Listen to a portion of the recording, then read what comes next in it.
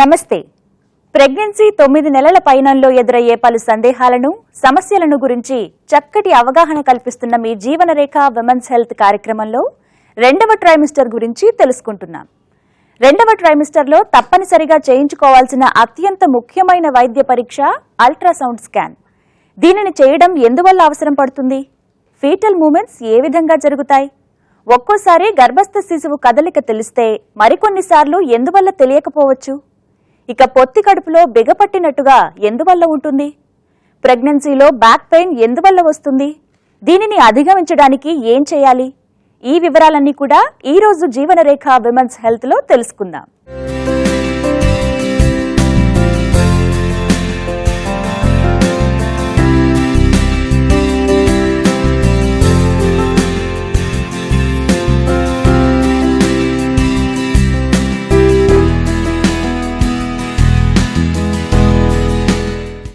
Ultrasonography లేదా ultrasound పరీక్ష రెండవ ట్రైమిస్టర్లో తప్పనిసరిగా చేయవలసి ఉంటుంది.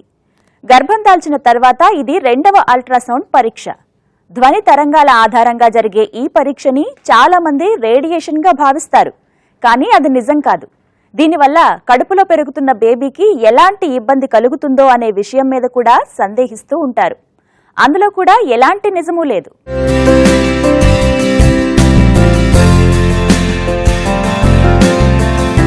అల్ట్రాసౌండ్ స్కాన్ అనే మాటలు మనం సాధారణంగా వైద్య పరీక్షల లిస్టులో వింటూ ఉంటాం.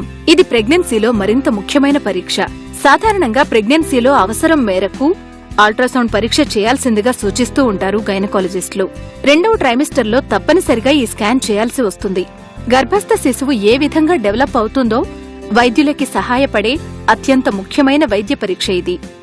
అల్ట్రాసోనోగ్రఫీ అంటే జనరల్ గా పబ్లిక్ అనే స్కాన్ అనేది కామన్ గా మనం ఆబ్స్టెటిక్ ప్రాక్టీస్ లో అదే ప్రెగ్నెన్సీలో చాలా విరివిగా వాడుతూ ఉంటాం. అసలు ఈ అల్ట్రాసౌండ్ అంటే ఏంటి? యాజ్ ద నేమ్ ఇండికేట్స్, ఆ పేరులోనే ఉంది, it's nothing but sound waves.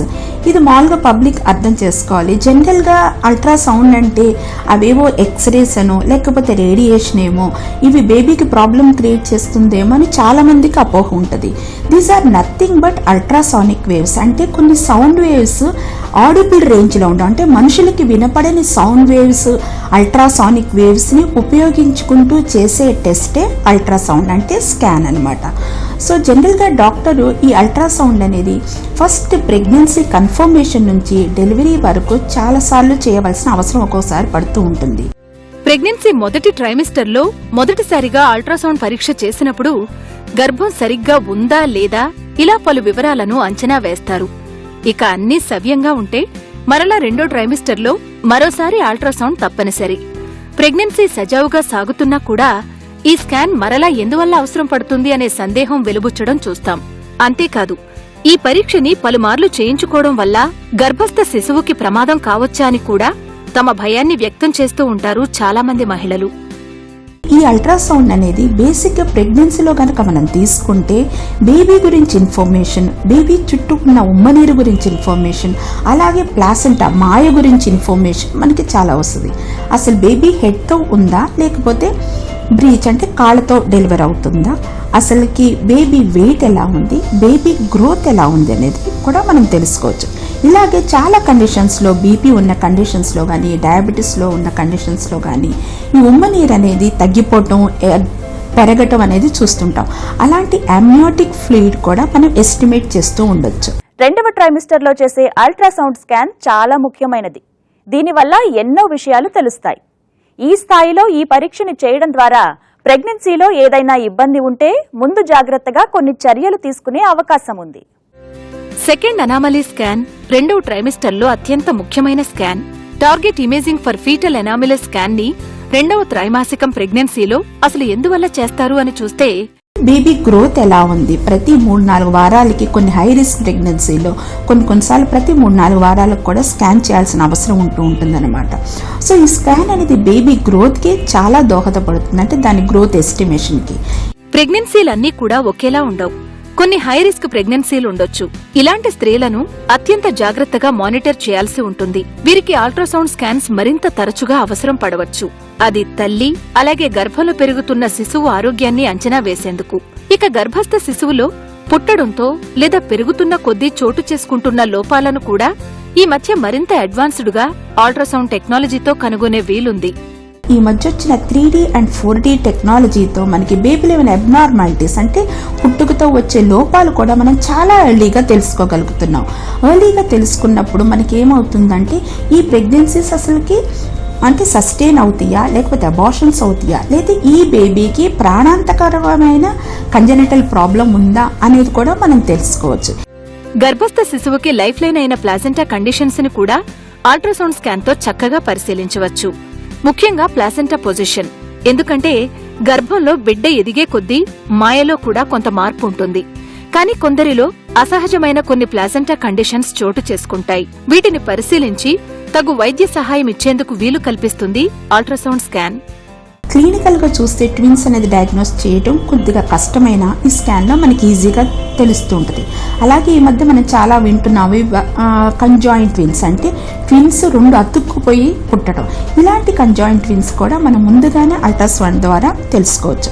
అలాగే ఉమ్మనీరు ప్రాబ్లమ్సే కాకుండా ప్లాసెంటాలో ప్రాబ్లం, అంటే మాయ సరిగ్గా డెవలప్మెంట్ ఉందా, సరిగ్గా పెరుగుతుందా లేదా, మాయ కిందకి ఏమన్నా ఉందా, అంటే ప్లాసెంటా ప్రీవా ఏమన్నా ఉందా, అయితే ఉండాల్సిన పొజిషన్లోనే ఉందా, అలాగే మాయ ఏమన్నా అవసరం కాకముందే అది సపరేట్ అయిపోతుందంట, అంటే ప్లాసెంటల్ అబ్రప్షన్ ఇలాంటివి ఏమన్నా ఉన్నాయా, అలాగే కార్డ్ మనం బొడ్డు తాడని ఏదైతే అంటామో ఆ కార్డ్లో ఉన్న అబ్నార్మాలిటీస్, దాని వెజల్స్లో ఉన్న అబ్నార్మాలిటీస్ కూడా మనం తెలుసుకోవచ్చు.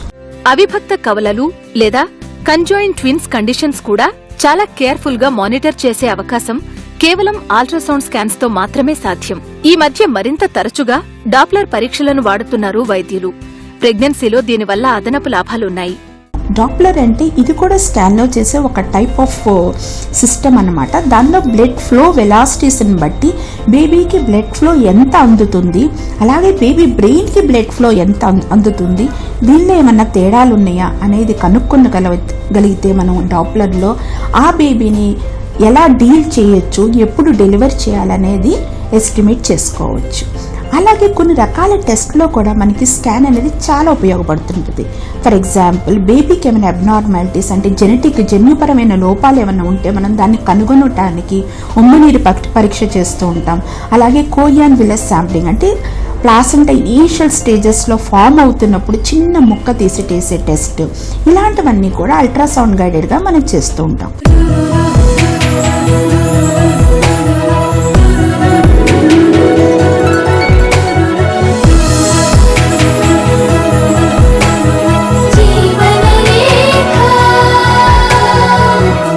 ఫీటస్ అంటే గర్భస్థ శిశువు కదలికలను 2వ ట్రైమిస్టర్ నుంచి ఫీల్ కావచ్చు. ముఖ్యంగా 20 వారాల ప్రెగ్నెన్సీ మొదలు కాస్తంతగా శిశువు కదలిక తెలుస్తూ ఉంటుంది. అది ఒక్కోసారి తెలిస్తే మరోసారి ఉండకపోవచ్చు. అసలు ఫీటల్ మూమెంట్స్ వెనుక కథేంటో ఇప్పుడు చూద్దాం.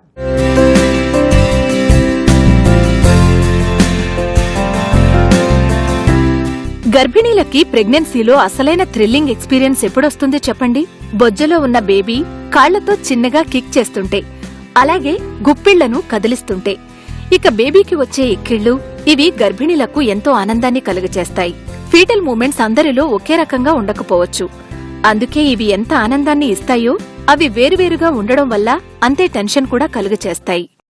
బేబీ మూమెంట్స్ ఎలా ఉంటాయి 5th మంత్లో అంటే 18 నుంచి 20 వారాల మధ్యలో ఫస్ట్ టైం బేబీ మూమెంట్స్ తల్లులకు తెలుస్తూ ఉంటుంది. దీన్ని ఇంగ్లీష్లో క్వికనింగ్ అంటారు. మీరు నన్ను అడగచ్చు క్వశ్చన్, అంటే 5వ నెల దాకా బేబీ కదలదా అని. బేబీ మొదట ఫామ్ అయిన దగ్గర నుంచి కూడా బేబీ కదులుతూనే ఉంటుంది. మనం అల్ట్రాసౌండ్ చేసినప్పుడు బేబీ చక్కగా శాక్లో ఇలాగా బేబీ సోమర్సాల్ట్స్ కొడుతూ చక్కగా ఎంత ముద్దుగా కనిపిస్తుందో, కానీ గర్భసంచి పెల్విస్లో ఉన్న రోజులు, అంటే బోన్స్ మధ్యలో కింద పెల్విస్లో ఉన్న రోజులు కూడా బేబీ తిరుగుతున్నప్పుడు మూమెంట్స్ తల్లికి తెలియవు అన్నమాట. ఎప్పుడైతే గర్భసంచి సైజు పెద్దదయ్యి గర్భసంచికి ఈ పొట్టకి యాంటీరియర్ అబ్డామినల్ వాల్కి ఈ రెండిటికి కనెక్షన్ వస్తుందో అప్పుడు లోపల కదిలే బేబీ మూమెంట్స్ తల్లికి అవగాహనలోకి వస్తాయి. అంటే they come into the mother's consciousness. అప్పుడు మదర్కి తెలుస్తుంది అది మూమెంట్స్ అని. మొదటిసారి గర్భం దాల్చిన మహిళల్లో బేబీ మూమెంట్స్ ని అవే ఫీటల్ మూమెంట్స్ అని పసిగట్టలేకపోవచ్చు. ఇక అప్పటికే ఒకరికి తల్లైన స్త్రీలు కూడా రెండవసారి గర్భం దాల్చినప్పుడు ఫీటల్ మూమెంట్స్ విషయంలో కొంత తికమక పడుతూ ఉండడం కూడా చూడొచ్చు. ఒక్కోసారి మూమెంట్ ఉంటే మరోసారి అసలు గంటల కొద్దీ బేబీ కదలకుండా ఉండొచ్చు. అలాంటప్పుడు మరి ఆయా స్త్రీలు ఆందోళన చెందడం సహజమే. చాలా మంది వచ్చి అడుగుతారు, బబుల్స్ గా అనిపిస్తుంది మేడం ఏంటిది అని. అంటే ఇవే బేబీ మూమెంట్స్. సో చిన్నగా ఉన్నప్పుడు బేబీ ఇలా చిన్నగా కదిలినట్టు తెలుస్తుంది. బేబీ పెద్ద అయ్యే కొద్దీ మూమెంట్స్ గట్టిగా బలంగా తెలుస్తాయి మనకి. సో అప్పుడు బేబీ మూమెంట్స్ కౌంట్ చేయడం చాలా ఈజీ అవుతుంది. ఒక్కొక్కసారి తల్లులు బాగా అబ్జర్వెంట్గా ఉన్న తల్లులు వచ్చి మనతో చెప్తూ ఉంటారు, మేడం కదులుతుంది కానీ మేడం ఒక్కొక్కసారి కదలదు మేడం అని. చాలా కరెక్ట్ అబ్జర్వేషన్ ఇది. బేబీ కంటిన్యూస్గా రోజులో 24 గంటలు కదులుతూనే ఉండదు బేబీ. 2 గంటలు బేబీ కదిలితే 3 గంటలు బేబీ నిద్రపోతుంది. So they are called sleep cycles. So awake cycle and sleep cycle. Baby లేచున్నప్పుడు ఈ 2 అవర్స్ లేచున్నప్పుడు చక్కగా కదులుతుంది, మూమెంట్స్ మనకు బాగా తెలుస్తాయి. ఈ 3 అవర్స్ స్లీప్ సైకిల్లోకి వెళ్ళినప్పుడు బేబీ కదలికలు చాలా తగ్గిపోతాయి. సో ఈ 3 అవర్స్ మనకి కదలికలు పెద్ద గమనించేటంత ఉండవన్నమాట. అందుకే రోజులో ఒకే సమయంలో బేబీ కదలాలి అనే నియమం లేకుండా గర్భస్థ శిశువు తనకి తోచినప్పుడు కదులుతూ ఉండడం 5వ నెల ప్రెగ్నెన్సీలో చూడొచ్చు. అందుకే ఈ స్థాయిలో ఫీటల్ మూమెంట్స్ గురించి పెద్దగా ఆందోళన చెందాల్సిన అవసరం లేదు. ఇక కొన్నిసార్లు కొన్ని మూమెంట్స్ ని కనిపెట్టే అవకాశం కూడా దొరకకపోవచ్చు. ఎందుకంటే ప్లాసెంటా పొజిషన్ కనుక యాంటీరియర్ అంటే వెనకగా ఉంటే ఇలా జరుగుతుంది. ఇక అబ్డోమిన్ ఫ్యాట్ ఎక్కువగా ఉన్నందువల్ల కూడా తేలికైన బేబీ మూమెంట్స్ ని కనిపెట్టడం కొద్దిగా కష్టమవుతుంది. పొత్తి కడుపులో ముఖ్యంగా ఇరుపక్కల అసౌకర్యంగా నొప్పిగా ఉంటుందని ప్రెగ్నెన్సీలో కొందరు స్త్రీలు కంప్లైంట్ చేయడం చూడవచ్చు. ఇలా ఎందువల్ల జరుగుతుంది మీరే చూడండి. 5వ నెల ప్రెగ్నెన్సీలో అబ్డోమిన్ ఏక్స్ లేదా పొత్తి కడుపులో నొప్పి అనిపించవచ్చు. ఇలా ఎందువల్ల జరుగుతుంది అని చూస్తే గర్భంలో శిశువు ఎదిగేందుకు వీలు కల్పించేలా కండరాలన్నీ కూడా స్ట్రెచ్ కావడం, ఇక వీటిని సపోర్ట్ చేసే లిగమెంట్స్ కూడా వదులు కావడం వల్ల కడుపుకు ఇరువైపులా కూడా నొప్పిగా అనిపిస్తుంది. ఈ నొప్పులు మామూలుగా పొట్టలో, అది కూడా పొట్ట కింద భాగంలో ఇలా లాగినట్లుగా పక్కల్లో నొప్పి ఉంది అని అంటారు. దీన్ని రౌండ్ లిగమెంట్ పెయిన్ అని అంటారు. ఎందుకంటే మామూలుగా గర్భాశయం ఇంత సైజు ఉన్నప్పుడు కూడా ఈ గర్భాశయాన్ని దాని పొజిషన్లో పట్టి ఉంచడానికి లిగమెంట్స్ అని ఉంటాయి. రౌండ్ లిగమెంట్స్ అని పక్కన ఉంటాయి, వెనక పక్క యూట్రోసేకర్ లిగమెంట్స్ అని ఉంటాయి. ఇవి గర్భాశయాన్ని జారిపోకుండా గట్టిగా పట్టి ఉంచుతాయి. ఎప్పుడైతే గర్భాశయం సైజు పెరుగుతూ వస్తుందో ఇవి కూడా కొంతవరకు అవి పెరుగుతాయి సైజులో, కానీ దాన్ని సపోర్ట్ చేయటానికి. కానీ మరీ బరువు ఎక్కువ అవుతూ ఉన్నప్పుడు ఏమవుతుందంటే ఒక్కొక్కసారి బరువు మోయలేక ఈ లిగమెంట్స్ బెణికినట్టు అవుతాయి, స్ప్రెయిన్. దాంతో ఆ సడన్ క్రాంప్ రావటం, లేచి నిలబడగానే నొప్పి రావటం జరుగుతుంది. ప్రెగ్నెన్సీ 2వ ట్రైమిస్టర్ ఆయా స్త్రీలకి ఎంతో హ్యాపీ సమయం. ఆకలి కూడా బాగా ఇంప్రూవ్ అవడం వల్ల, మంచి పోషకాహారం తీసుకోవడం వల్ల ఈ సమయంలో ఫ్రెష్ గా కనిపిస్తారు గర్భిణీలు. ఇలా కొద్దో గొప్ప ఇంప్రూవ్మెంట్ అయితే గర్భిణీలలో 2వ ట్రైమిస్టర్ లో ఉంటుంది. కొందరు తమ హెయిర్ అలాగే గోళ్లు బాగా పెరుగుతున్నాయని చెబుతూ ఉండడం చూస్తాం. మామూలుగా ఇలా ఉండదే, మరి ప్రెగ్నెన్సీలో ఇలా ఎందువల్ల జరుగుతుంది మీరే చూడండి. ఫస్ట్ ట్రైమిస్టర్ అంటే 3 months అయిపోయి 4th month అలా వచ్చేటప్పటికి ఈ వామిటింగ్, నాజియా అన్నీ తగ్గి కొంచెం patients will be able to eat better, కొంచెం లిక్విడ్ ఇంటేక్ కూడా బాగుంటుంది. ఆ టైంలో యూజువలీ స్కిన్ కొంచెం ఫ్రెష్గా ఉండి they start looking bright and better than in the first trimester అనమాట. అప్పుడే మనం ఐరన్, కాల్షియం సప్లిమెంటేషన్, మంచి ఫుడ్, న్యూట్రిషియస్ ఫుడ్ అన్నీ పెడితే సమ్ టైమ్స్ అప్పుడు హెయిర్ గ్రోత్ బాగుండొచ్చు, స్కిన్లో ఆ షైన్, ఫేస్లో ఆ గ్లో అవన్నీ కనిపిస్తాయి. సో యాక్చువల్లీ ఆ స్టేజ్లో మనం డల్గా కనిపించి చాలా హెయిర్ లాస్, చాలా ప్రాబ్లమ్గా అలా డ్రైగా ఉండి డల్గా ఉండే వాళ్ళు కనిపిస్తే మనం కొంచెం కేర్ఫుల్ ఉండాలి. ఇంకేమైనా ప్రాబ్లం ఉందా, or be missing something, anaemia ఉందా ఈ పేషెంట్కి అని మనం చాలా కేర్ఫుల్గా ఉండి, ఇంకేమైనా మెడికల్ ప్రాబ్లమ్స్ ఉన్నాయా, ఏదైనా కార్డియాక్ ప్రాబ్లమ్స్ ఉన్నాయా, అలాంటివి ఏమన్నా ఉంటే మనం పికప్ చేయాలి.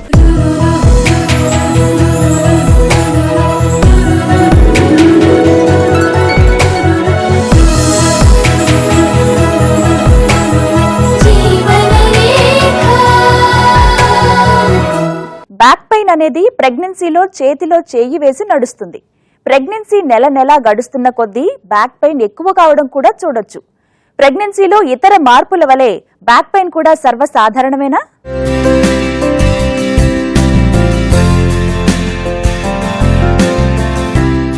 ప్రెగ్నెన్సీని ఇబ్బంది పెట్టే పలు లక్షణాలలో బ్యాక్ పెయిన్ చాలా సాధారణమైనది మాత్రమే కాదు, సరైన జాగ్రత్తలు తీసుకోకపోతే మరింత ఇబ్బంది పెట్టే ప్రమాదం కూడా ఉంది. ప్రెగ్నెన్సీలో సాధారణంగా వచ్చే పలు రకాల నొప్పులన్నీ కూడా బేబీ బర్త్ కోసం ప్రిపరేషన్స్ అన్నమాట.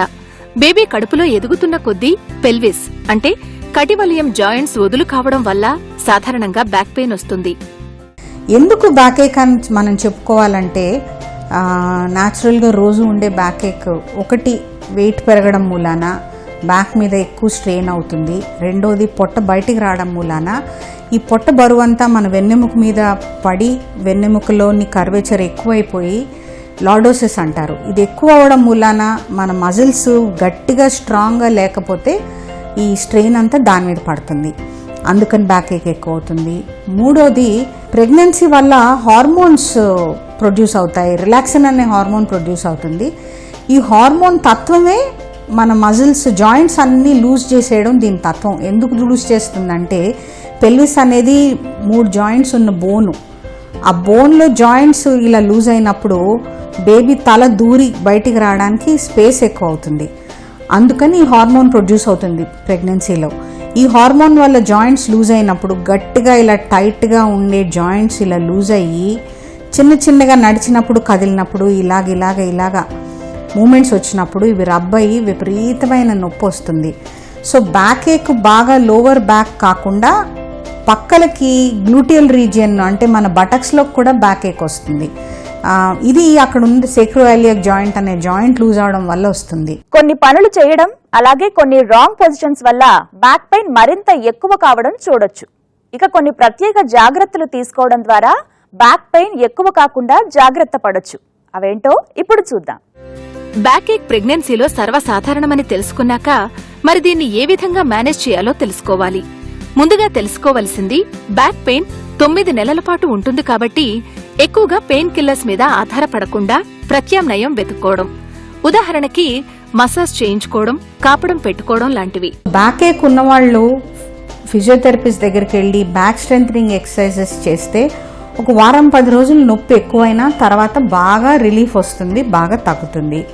దెన్ హీటింగ్ ప్యాడ్స్ కానీ కూలింగ్ ప్యాక్స్ కానీ ఇవైతే ఎలాగో ఉన్నాయి. లోకల్గా మనం అప్లై చేసే Amrutanjan, Vicks, Moov etcetera sprays ఇప్పుడు చాలా వచ్చినాయి. ఇవి ఏవైనా వాడచ్చు. ప్రెగ్నెన్సీ మసాజెస్ చేసే వాళ్ళు, అలవాటు ఉన్న వాళ్ళు, ట్రైన్డ్ మసాజెస్ ఫర్ ప్రెగ్నెన్సీ ఇలాంటి వాళ్ళు ఎవరైనా తగ్గితే బ్యాక్ మసాజ్ కూడా చాలా హెల్ప్ చేస్తుంది.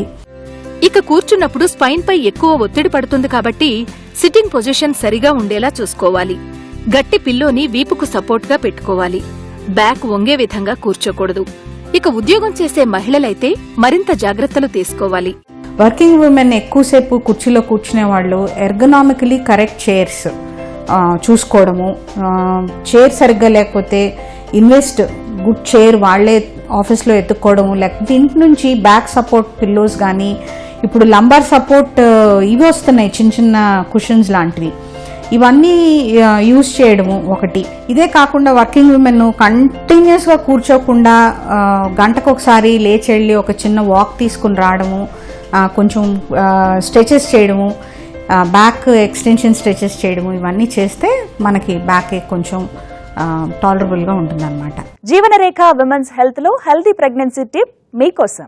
కొంతమంది విపరీతంగా వెయిట్ గెయిన్ అవుతే కనుక ఈ పాటికి మోకాళ్ళ నొప్పులు, మడవల నొప్పులు కూడా ఈ పాటికి మొదలవుతాయి. ఒక్కొక్కసారి కాళ్ళకి నీరు పట్టడం, మొహానికి నీరు పట్టడం, ముక్కులు ఉబ్బిపోవడం కూడా జరుగుతూ ఉంటాయి. ఇప్పటిదాకా మనకి పట్టిన గాజులు కానీ, చెప్పులు కానీ, ఉంగరాలు కానీ ఈ టైంలో పట్టకపోవడము. So this is the ideal time. 5th మంత్లో మనము ఈ పట్టణమన్నీ చూసి ఉంగరాలు అవి పట్టకపోతే ఒక్కొక్కసారి మనకి డెలివరీ టైంలో ఉంగరాలు కట్ చేసేయాల్సి వస్తుంది. సో ఇలాంటివన్నీ తీసి దాచుకోవడం ఇది బెస్ట్ టైం అన్నమాట. సో 5వ నెలకి తగ్గిన ప్రాబ్లమ్స్ ఉన్నాయి, కొత్తగా స్టార్ట్ అయ్యే ప్రాబ్లమ్స్ కూడా వస్తూ ఉంటాయి అన్నమాట. ఈ రోజు జీవనరేఖ విమెన్స్ హెల్త్ లో మీరు చూసిన అంశాల రీక్యాప్ ఒక్కసారి చూద్దాం. ప్రెగ్నెన్సీ 2వ ట్రైమిస్టర్లో తప్పనిసరిగా అల్ట్రాసౌండ్ స్కాన్ అవసరం పడుతుంది. దీన్ని TIFA అంటే target imaging for fetal anomaly scan అంటారు. పేరుకు తగ్గట్టే ఫీటస్ లో ఎదుగుదల లోపాలను గుర్తించేందుకు ఈ స్కాన్ ఎంతగానో ఉపయోగపడుతుంది. అంతేకాదు ప్రెగ్నెన్సీకి సంబంధించిన పలు రకాల కండిషన్స్ ని గుర్తించి వాటిని ట్రీట్ చేసేందుకు కూడా అల్ట్రాసౌండ్ స్కాన్ ఎంతగానో ఉపయోగపడుతుంది. ఇక హై రిస్క్ ప్రెగ్నెన్సీలలో అయితే ఆయా స్త్రీల కండిషన్స్ ని బట్టి మరిన్నిసార్లు అల్ట్రాసౌండ్ స్కాన్ అవసరం పడవచ్చు. ఈ స్కాన్ పలుమార్లు చేయడం వల్ల గర్భస్థ శిశువుపై చెడు ప్రభావం పడుతుందేమో అనుకునేవారు ఎందరో. కేవలం ధ్వని తరంగాల ఆధారంగా ఈ స్కాన్ చేస్తారు తప్ప ఎలాంటి ఇబ్బంది దీనివల్ల ఉండదు. ఫీటస్ మూమెంట్స్ గురించి కూడా 5వ నెల ప్రెగ్నెంట్ విమెన్ పలు సందేహాలను వ్యక్తం చేస్తూ ఉంటారు. ఒక్కోసారి ఫీటస్ మూమెంట్స్ తెలిస్తే మరోసారి తెలియకపోవడం గురించి పెద్దగా ఆందోళన చెందాల్సిన అవసరం లేదు. ఎందుకంటే 5వ నెల ఫీటల్ మూమెంట్స్ కి ఎర్లీ అని చెప్పొచ్చు. ఈ నెల నిండే సమయానికి ఇవి మరింత స్పష్టంగా తెలియనారంభిస్తాయి. ప్రెగ్నెన్సీ 5వ నెలలో బ్యాక్ పెయిన్ ఎంతో ఇబ్బంది పెడుతుంది. ప్రెగ్నెన్సీ కారణంగా బేబీ గ్రోత్ ను సపోర్ట్ చేసేందుకు శరీరంలో చోటు చేసుకునే వివిధ మార్పుల కారణంగా నడుము నొప్పి బాధేస్తుంది. కేవలం కొన్ని సింపుల్ జాగ్రత్తలతో కొంత ఉపశమనం పొందవచ్చు. పొత్తికడుపులో ఇరువైపులా బిగపెట్టినట్టు నొప్పి కూడా ప్రెగ్నెన్సీలో సాధారణమే. ఇది కూడా లోలోపల జరుగుతున్న మార్పుల వల్లనే అని చెప్పాలి. విపరీతంగా ఏదైనా ఇబ్బంది ఉంటే మాత్రం వైద్య సలహా తీసుకోవడం మంచిది. చూశారుగా, ప్రెగ్నెన్సీ 2వ ట్రైమిస్టర్లో జాగ్రత్త పడవలసిన అంశాలు ఎన్నో. కేవలం ప్రెగ్నెన్సీ సంబంధ విషయాల పట్ల అవగాహనతో మాత్రమే హ్యాపీ ప్రెగ్నెన్సీ సాధ్యం. మరి మేమందిస్తున్న ఈ వివరాలన్నీ కూడా మీకు అటువంటి అవగాహన తీసుకువస్తాయని ఆశిస్తున్నాం. మరో అంశంతో మళ్లీ మీ ముందుంటుంది మీ జీవనరేఖ విమెన్స్ హెల్త్. నమస్తే. జీవనరేఖ విమెన్స్ హెల్త్ కార్యక్రమాన్ని మీరు www.youtube.com/ETV Life Indiaలో చూడొచ్చు. మరియు www.facebook.com/ETV Life India, అలాగే www.twitter.com/ETV Life Indiaలో ఫాలో చేయొచ్చు.